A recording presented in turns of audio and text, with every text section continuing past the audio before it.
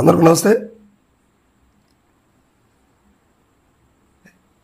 ఇటీవల election commission తీసుకునే నిర్ణయాలు కొంచెం ఇబ్బందికరంగా ఉన్నాయి అని చెప్పేసి ప్రజలు కోరుకుంటున్నారు. ఎందుకంటే ఇది టీడీపీ చేసిందా లేకపోతే వైఎస్ఆర్సీపీ దీన్ని ప్రజల్లోకి ఆ విధంగా యాంటీగా తీసుకెళ్తుందా వాళ్ళకి సానుభూతి పరంగా అనే విషయాలు కొంచెం పక్కన పెడితే ఎలక్షన్ కమిషన్గా అన్ని తెలిసిన విషయాలే.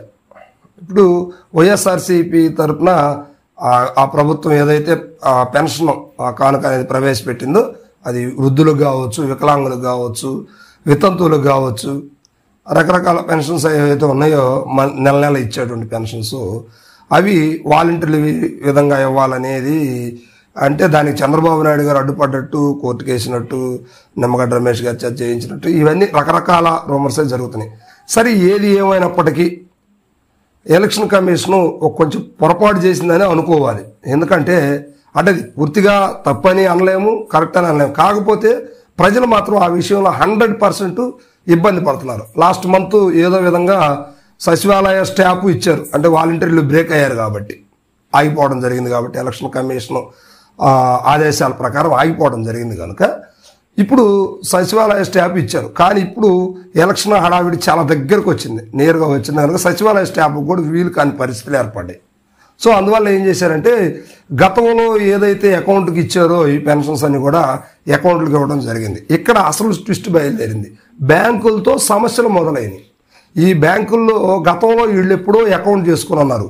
ఈ 5 ఏళ్ళు వైఎస్ఆర్సీపీ గవర్నమెంట్ వచ్చిన తర్వాత పెన్షన్దారులు ఎవరైతే ఉన్నారో వీళ్ళెవ్వరికి అకౌంట్స్తో పని లేకుండా అయిపోయింది.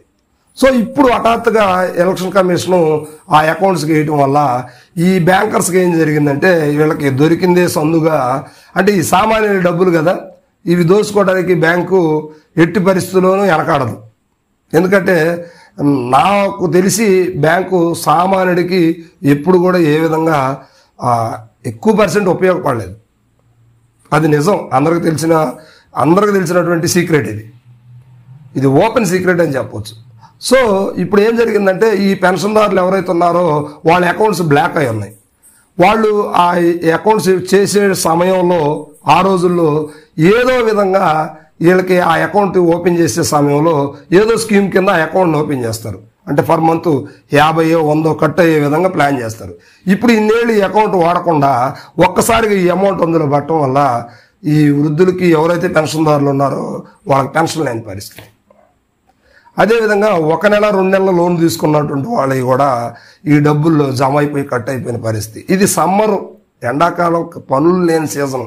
అంటే నేను చెప్తున్న రూరల్ వాళ్ళని దృష్టిలో పెట్టుకొని, అంటే చాలామంది నేను ఎంక్వైరీ చేశాను కాబట్టి ఏం జరుగుతుందంటే ఇవన్నీ కూడా ఆగిపోవడం జరిగింది. వాళ్ళు బ్యాంకర్స్ అయితే ఆ డబ్బులు కట్ చేసుకొని ఇవ్వటం జరిగింది. కొంతమంది అయితే పూర్తిగా కట్ అయినటువంటి వాళ్ళు కూడా ఉన్నారు.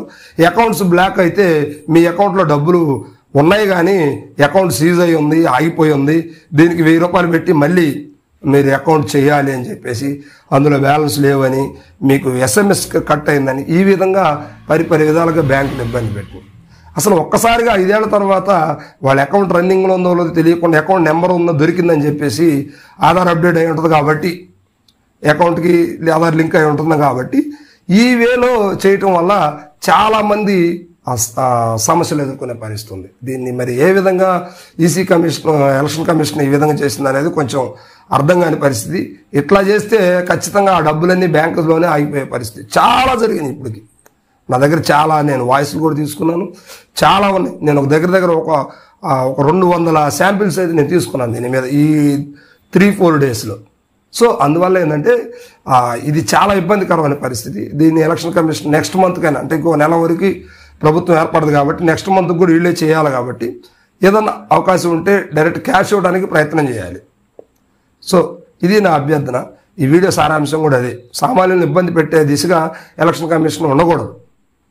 అది అక్రమమైన డబ్బు అయితే కాదు కదా, ప్రభుత్వం ఇచ్చేటువంటి డబ్బే కదా. మరి దాన్ని ఆపటం అనేది, ఆ విధంగా చేయడం అనేది అకౌంట్స్కి ఇవ్వటం వల్ల చాలా ఇబ్బందులు జరుగుతున్నాయి.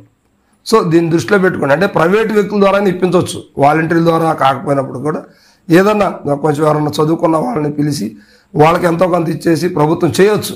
అంటే కొన్ని కోట్లు, వేల కోట్లు, లక్షల కోట్లు ఖర్చు పెట్టేటువంటి ఈ స్కీముల ద్వారా ఒక ప్రైవేటు వ్యక్తికి ఒక 1000 రూపాయలు 500 ఇచ్చి చేయడం అనేది పెద్ద తప్పేం కాదు. కానీ ఎందుకు చేసినా దీనివల్ల చాలామంది అయితే సఫర్ అవుతూ ఉన్నారు. మరి ఎలా చేస్తానని నెక్స్ట్ టైం దీన్ని రెక్టిఫై చేసుకోవడానికి ప్రయత్నం చేయండి. ఎందుకంటే అకౌంట్స్ ఆగిపోవడం వల్ల డబ్బులు చాలా బ్లాక్ అయిపోతున్నాయి. వాళ్ళందరూ ఇబ్బంది పడుతున్నారు. ముసలోళ్ళు బ్యాంకుల దగ్గర నిలబడి తీసుకోవాలంటే చాలా కష్టం. సరే, ఆలోచించండి. రైట్.